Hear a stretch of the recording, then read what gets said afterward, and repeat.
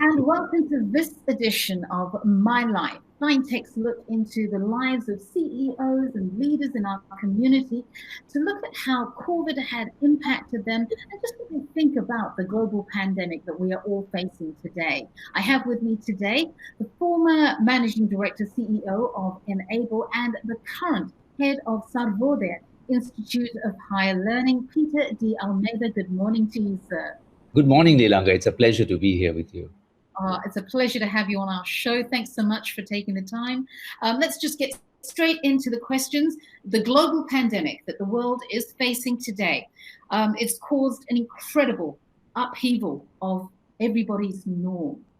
Tell me, what kind of leadership do you think is crucial to be in place to deal with the situation in a healthy and sensitive manner? Great. So I think that the fundamental question is, do we need leaders or do we need managers at a time like this? Because there's a clear distinction. Because leadership is definitely not managing. And leadership is not about control. Leadership is leadership. So what does that mean? I think the fundamental difference is that you don't lead. If you're leading because you have power or authority, that's not leadership. Leadership is not what you do best when you have power or authority. It's when people follow you freely, not because they're obliged to, not because there's a contractual obligation or economic dependency. So in order for people to follow you freely, what must you do as a leader? You must be able to show them the way.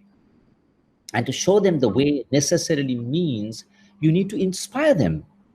So what does it mean to inspire? It simply means that you make people feel they want to do something and that they can do it. Because there are lots of people who inspire and they say, well, I want to do it, but maybe I can't do it. I'm feeling hopeless. So that's the kind of leadership I think we need at a time like this, Leelanga. Leaders who can show the way, who can inspire people and make people feel, man, I want to do something. And you know what? I think I can do it. So first thing, today's CEOs, managers, community leaders must lead, show the way, because it's a hopeless situation. It's devastating our communities, our economy, our countries, So that's when you have to have that kind of leadership. Show the way, inspire. And secondly, look at possibilities. That's the big difference between managers and leaders. A leader, when people are talking about challenges, leaders are saying, you know what, I see possibilities. So you fill the possibilities gap. This is not about performance. Managers worry about performance, increasing production, all of that. That's okay. But here is a time when it's dark and gloomy that a leader says, you know what, guys, I can see possibilities. Then people come around you. So can you see new possibilities at a time like this, dark as it may be? And thirdly, get your team together, and say, you know what, I'm here. You're still here. We have survived. And together, I think we can, pull our way through this and have honest conversations. Don't give them, the marketing spiel, Tell them the truth. This is it. This is where we are. But you know what? We have a team. We work together. We see possibilities. I'll lead the way. I'll show the way. I'll make sacrifices. And then, I think that's the way we can, that's the kind of leaders we need, Leelanga, not managers who come and shout at you and, just push you to get things done. Yeah, and lead with compassion as well, to be so very circumstances that each one is facing, especially in a country like Sri Lanka, where not everyone has the ability to drive to the grocery store. They have to walk for miles with no public transport available. So just that one act of finding food for their family would have been quite challenging. Absolutely. So they need to be compassion at a time like this. I agree. What was your personal experience during this time? How did you, your family, and then overseeing your business, how did you handle all of that? Okay, so let's talk about the personal thing first and what that has done to me, and then talk about my experience from the past as to how we, faced a situation not anywhere close to this, but a difficult situation. Maybe there's some learning from that. So personally, Leelanga, I'm a people person, and I draw energy from being with people. So it's not being with people is really draining good energy from me. So that's a huge challenge. Of course, we are connected online with our communities, and the new work that I do with the Sarvodaya Institute of Higher Learning essentially means that I need to be with the communities to understand their needs, not to sit in Colombo and figure out what I think are their needs. That's why in the future, I hope to spend some time with them and live part of my life there. So not being able to be there with the community and to understand, really upfront from their perspective, what they're really going through, that compassion that you spoke about, that empathy, to really feel what they're going through. So I'm missing that terribly. So that's a big drawback for me personally in terms of my own energy that I bring to my work, and also the hopeless situation that I can't be there with the communities and understanding their needs and working through the issues with them. But let me also take an example of a very difficult time we faced in 2008 during the financial crisis. I just started Enable with 12 others. Some of them, most of them, all of them actually gave up very good jobs to go on this journey with us. And we started this, and one of the customers we had targeted was a very large telecom company. And we were kind of confident. There was a very large project, a $5 million project. In fact, I had hired some people also with that project in mind, and we were fairly certain we'd pull it off with the talent we had. That year, with the global financial crisis, this telecom went from a 10 billion rupee profit to zero. And the next year, they went to a loss of 10 billion, a 45-degree line on the graph, and our business plan just went up in smoke. So what do we do? So that is where adaptability, the key quality that you need today, adaptability. Okay, your business plan is gone, so what? Can you look for something different? And we did change direction. We caught on to a technology called virtualization. For those of your listeners who might be familiar with technology, we pioneered it in Sri Lanka. And we made it a huge, we made a big impact on business and our business as well. So that is the first thing. How adaptable are you? Could you dare to change direction? And you have the capacity and the team to move them quickly in a new direction. Secondly, you have to lower your expectations. You can't work with the same levels of profit that you were thinking of. I mean, this is a question of survival. And not survival of the company, survival of your entire workforce. And I want to talk about that at the very end. So lower your expectations, lower your shareholders' expectations. And that's where good leadership comes. You have to manage your superiors, you have to manage your shareholders. And say, guys, look here. I mean, low expectations and prepare for the long term. Don't get bogged down with the short-term problem, because you've got to face a world that's going to look very different. So while you're lowering expectation, prepare for the long haul. This is a long marathon. This is not like a short one. You open a bottle of soda and all the fizz comes out, and no. Stay in power, long term. Survival first, long term. So prepare for that. And finally, celebrate. No, two more points. Celebrate small wins. When I came from Millennium IT, where I was, we would not take a project unless we had a $50,000 gross profit, GP. When you came to Enable and we had this problem, we would celebrate wins that brought a GP of $1,000. We hugged the guy who brings the purchase order and say, great, you're sustaining us. That kind of culture, celebrate small wins, and that'll energize the team. And finally, sacrifice, Lilanga. There's nothing other than sacrifice and hard work. I couldn't live on my laurels and, I came from this millennium. I had to, roll my sleeves, hit the road. I saw 30 customers in a month, and the team collectively decided we got an increment of 5% because, we were not looking good financially. Collectively, we decided, no, we will not take the 5% increment. Collectively, not imposed on them, collectively. And because we wanted to have the long-term sustainability. So sacrifice, and the directors led the way. I myself and a few others had some perks, foreign traveling, holiday allowance. I didn't touch any of that for the first 4 to 5 years, because long-term sustainability, you grab all the profits and run away, the company will follow all around you. So, and everyone, but, not a single person was laid off, no pay cuts. But collectively, we said, okay, we not take the increment, which has an impact every year for the rest of your life, because, your next year 10% comes on your 5%, So, that's what it is essentially, to get out of a difficult situation. That's sound advice. I think a lot of people will be grateful for that counsel there. So thank you for that. My final question to you, going back to the fact that you are now the head of Sarvodaya, you're going to be reaching out to the communities now that the curfew has lifted and things are, well, access is being allowed. I'm not going to say that normalcy is coming back because it will never be the same.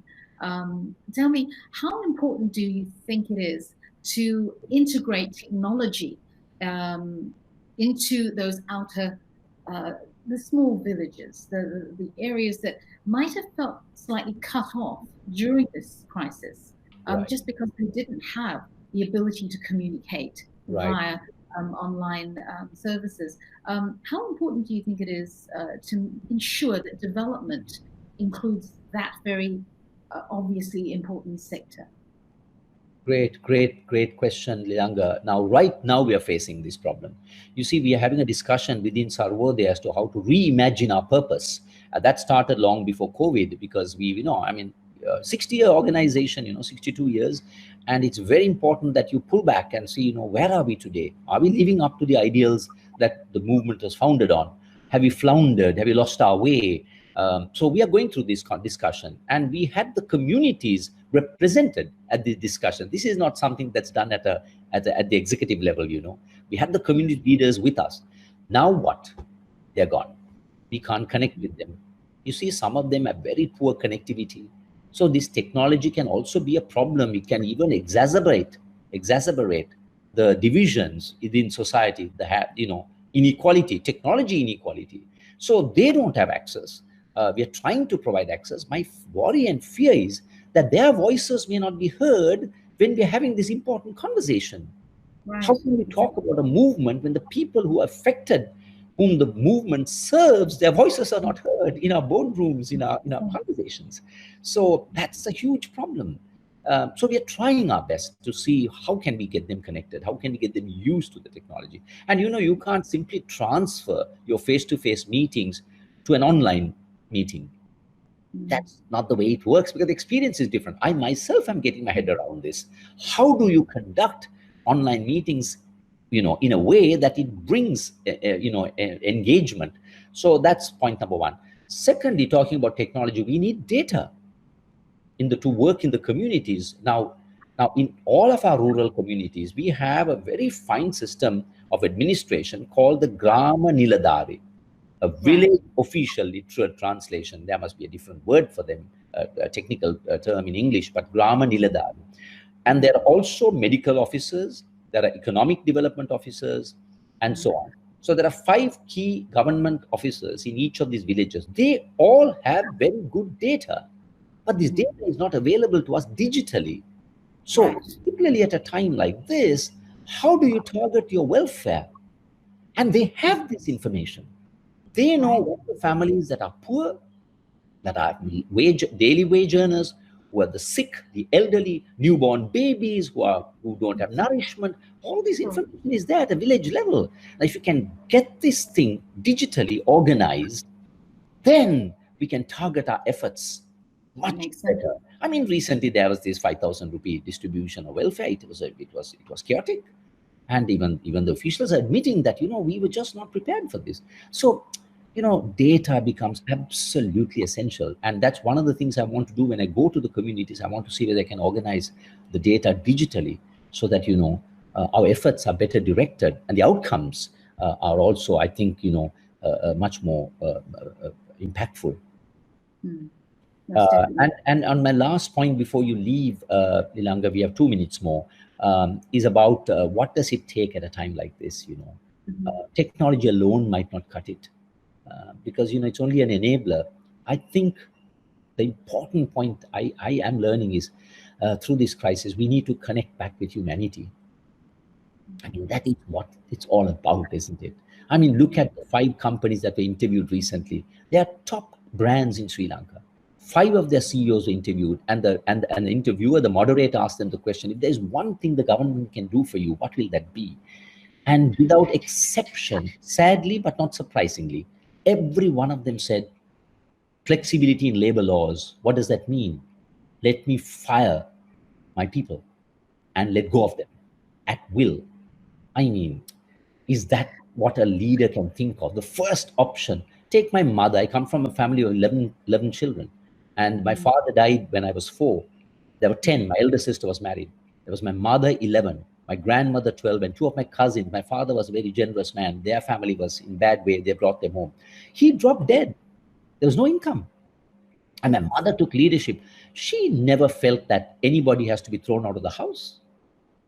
No, that was not an option. She never thought, okay, my grandmother, you're old, you might not live long. We'll put you in a old age home. And the 2 of my cousins, you know what, you're not part of this family. My father, when my husband was there, we had some money. He looked after you. But you know what? I think you need to get onto the streets. We need to put you in an orphanage. No. And is that what we do? In our annual reports, we talk about our workers being our greatest asset. And you let go of your greatest asset, you cut them loose, you cut them off. Makes no sense. It makes no sense, And this is the kind of, and you know what, Langa, profitability and humanity are not mutually exclusive. You can still do the good things, the right things, and the profits will come. Definitely. So you don't have to sacrifice your team for the survival of the shareholders and the company as such. What kind of leadership is that? So my point is, let's use this opportunity to look at humanity, look beyond ourselves and our families and our own material needs, and address one of the many inequities that we face as a country and a planet and as a people. Only then can we truly say, that your life has been well lived and your life is worth it. Agreed. I think there are a few individuals over on the other side of the world that need to hear just that and get a revelation, so to speak. So, Mr. D. Almeida, I appreciate your time. Some incredibly valid points there that I'm sure will help quite a few who take the time to listen. And so I appreciate your time once again. We wish you all the very best with Sarvodaya.